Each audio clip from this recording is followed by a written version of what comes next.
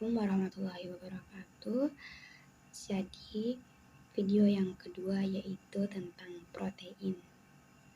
Yuk simak video tentang protein. Definisi protein. Istilah protein berasal dari bahasa Yunani proteus yang berarti yang utama atau yang didahulukan. Protein adalah bagian dari semua sel hidup dan merupakan bagian terbesar dalam tubuh sesudah air. Fungsi khas protein membangun serta memelihara sel-sel dan jaringan tubuh. Komposisi dan ciri-ciri protein adalah asam amino yang mengandung unsur-unsur. Klasifikasi protein yang pertama yaitu berdasarkan struktur susunan molekul. A. Protein fibril atau skleroprotein. Protein ini terbentuk serabut, tidak larut dalam pelarut-pelarut encer, baik larutan garam, asam, basa, ataupun alkohol. Berat molekulnya yang besar belum dapat ditentukan dengan pasti dan sukar dimurnikan. Susunan molekulnya terdiri dari rantai molekul yang panjang, sejajar dengan rantai utama, tidak membentuk kristal, dan bila rantai ditarik memanjang, dapat kembali pada keadaan semula. Yang kedua yaitu protein globulur atau sferoprotein. Protein ini terbentuk bola, banyak terdapat pada bahan pangan seperti susu, telur, dan daging. Protein ini larut dalam larutan garam dan asam encer. Protein ini lebih mudah berubah di bawah pengaruh suhu konsentrasi garam, pelarut asam, dan basa jika dibandingkan dengan protein fibriller. Protein ini mudah terdenaturasi, yaitu susunan molekulnya berubah yang diikuti dengan perubahan sifat fisik dan fisiologiknya, seperti yang dialami oleh enzim dan hormon. Kemudian yaitu protein konjugasi. Protein ini merupakan protein sederhana yang terikat dengan non-asam amino yang dinamakan gugus protestik. Yang termasuk dalam jenis protein ini yaitu nukleoprotein, fosfoprotein, lipoprotein, metaloprotein. Berdasarkan komponen penyusunannya terbagi jadi dua. Yang pertama yaitu protein sederhana. Protein sederhana tersusun oleh asam amino. Oleh karena itu, pada hidrolizisnya hanya diperoleh asam amino penyusunannya saja. Dan yang kedua yaitu protein majemuk atau protein kompleks. Protein ini tersusun oleh protein sederhana dan zat lain yang bukan protein. Yang ketiga yaitu protein derivat.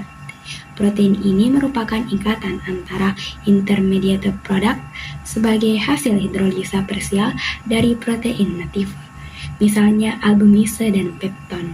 Yang ketiga berdasarkan sumbernya, terbagi menjadi dua yaitu protein hewani dan protein nabati.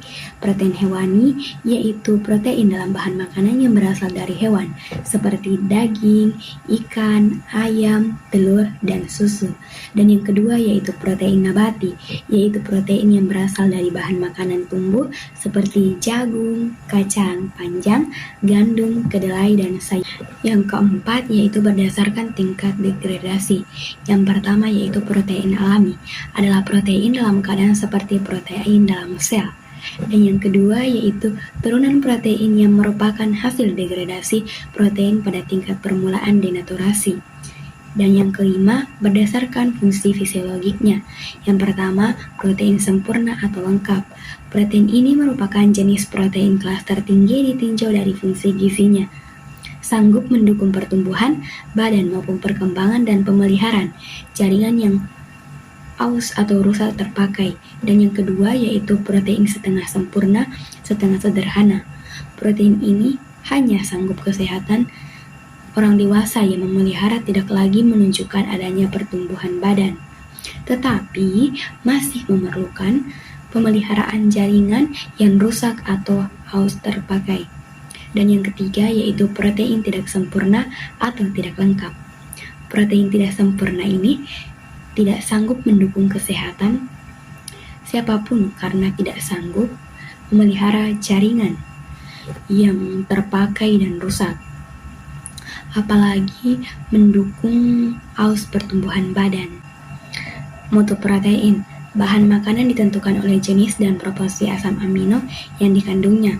Protein komplit atau protein dengan nilai biologi tinggi atau bermutu tinggi adalah protein yang mengandung semua jenis asam amino esensial dalam proporsi yang sesuai untuk keperluan pertumbuhan, yaitu semua protein hewani kecuali gelatin merupakan protein komplit. Ada 4 perhitungan dalam moto protein. Yang pertama yaitu nilai biologik atau NB, dan yang kedua yaitu net protein utilization atau NPU, dan yang ketiga yaitu protein efficiency ratio atau PAR, dan yang terakhir yaitu skor kimia atau skor asam amino. Kemudian yaitu fungsi protein, yang pertama sebagai sumber energi, dan yang kedua membantu struktur sel, dan yang ketiga mengganti asam amino yang hilang, keempat pembentukan jaringan baru, yang kelima mengganti jaringan yang rusak, dan yang keenam sistem pertahanan tubuh, dan yang ketujuh keseimbangan cara tubuh, 8 mengantar asam tubuh, 9 membantu senyawa esensial. Kemudian metabolisme protein. Metabolisme protein merupakan proses kimia dan fisik yang mencakup pada perubahan anabolisme protein menjadi asam amino dan penguraian katabolisme. Asam amino pada protein yaitu asam amino yang telah tersebar melalui darah dan masuk dalam jaringan tubuh dan akan difotosintesis kembali menjadi protein. Kemudian kebutuhan protein. Protein berperan penting dalam membangun otot dan jaringan tubuh lainnya. Rata-rata protein pada laki-laki yaitu memakan 55 gram protein dan perempuan sebanyak 45 gram protein setiap hari. Itu hanya sekitar 2 genggaman daging, ikan, tahu, dan kacang-kacangan. Rata-rata 1 gram protein akan menghasilkan 4 kalori. Kemudian yaitu sumber protein, terbagi menjadi 2 yaitu protein hewani. Protein hewani yaitu protein dalam bahan makanan yang berasal dari hewan seperti daging, ikan, ayam, telur, dan susu. Dan yang kemudian yaitu protein nabati, yaitu protein yang berasal dari bahan makanan tumbuh seperti jagung, kacang panjang, gandum, kedelai, dan sayur-sayuran. Akibat kekurangan protein, yang pertama yaitu kerontokan rambut, gangguan fungsi otak dan kesehatan mental, yang ketiga imunitas tubuh menurun, yang keempat pertumbuhan dan perkembangan anak menurun, dan yang kelima proses penyembuhan luka menjadi lambat. Yang keenam, gangguan kulit rambut dan kuku, yang ketujuh marasmus, dan yang kedelapan kwashiorkor, dan yang kesembilan marasmus dan kwashiorkor. Akibat dari kelebihan protein yaitu penyakit jantung, mengurangi ketosis, asam urat, sembelit dan diare, peningkatan risiko penyakit kardiovaskular, mengakibatkan kerja berat pada ginjal.